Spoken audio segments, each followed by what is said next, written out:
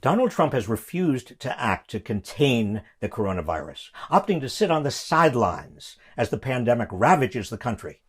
But when it comes to waging violence against his own people, he's quickly risen to the occasion.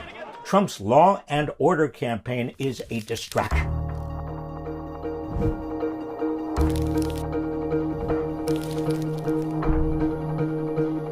Here are 6 ways Donald Trump has failed to attack the coronavirus, but instead has been attacking Americans. Number 1, Trump has said he has no responsibility for the coronavirus pandemic, fobbing it off on governors and mayors whose repeated requests for federal help he's denied. Yeah, no, I don't take responsibility at all. But when it comes to assaulting Americans exercising their right to protest in defense of Black lives, Trump is quick to assert strong leadership. He called the New York City Black Lives Matter mural a symbol of hate, and he has sent federal agents to terrorize protesters, even as mayors and governors urged him to stay out. Remove your federal officers from the streets of Portland. Number 2, Trump has never offered a national strategy for testing, contact tracing, and isolating those who have the virus. He's provided insufficient funding for the schools he's trying to force open, abysmal standards for reopening the economy, for purchasing critical supplies or helping the unemployed, and no clear message about what people and businesses should be doing. But he has a strategy for attacking Americans. He deployed unidentified federal agents against protesters in Portland, Oregon, where his secret police pulled them into unmarked vans and detained them without charges. Federal agents have since left the city, causing violence to go down almost immediately. But Trump has threatened to send agents to Kansas City, Albuquerque, and Chicago.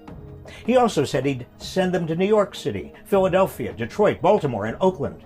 Not incidentally, all cities with Democratic mayors, large Black populations, and little violent unrest. Number 3, Trump can't find enough federal personnel to do contact tracing for the coronavirus.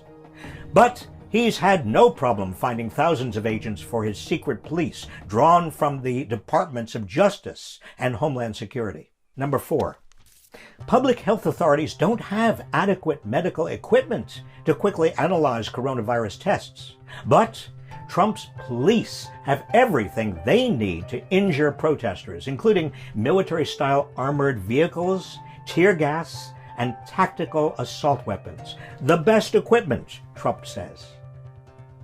Number 5, there is ample legal authority for Trump to contain the coronavirus. But he's likely exceeded the legal authority for him to send federal troops into cities where mayors don't want them. The framers of the Constitution denied police power to the national government. The local officials in charge of public safety have rejected Trump's troops. The mayor of Portland was tear-gassed. The mayor of Kansas City called the troops disgraceful. Albuquerque's mayor announced there is no place for Trump's secret police in our city. Chicago's mayor said she does not welcome dictatorship. Number 6, Trump has tried to suppress the truth about the coronavirus.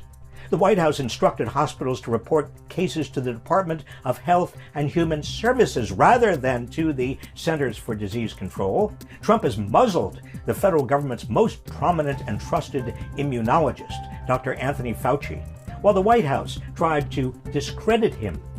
But the Trump campaign ran fictitious ads portraying cities as overrun by violent left-wing mobs.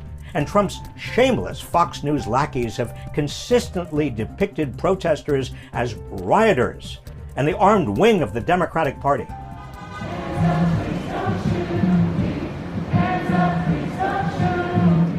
More than 160,000 Americans have already died from the coronavirus. Tens of thousands more than would have died had Trump acted responsibly to contain it, and the economy is in free fall.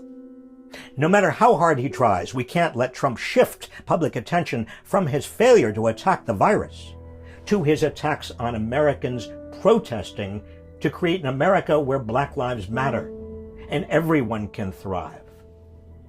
In fewer than 90 days, we must hold Donald Trump accountable. at the ballot box.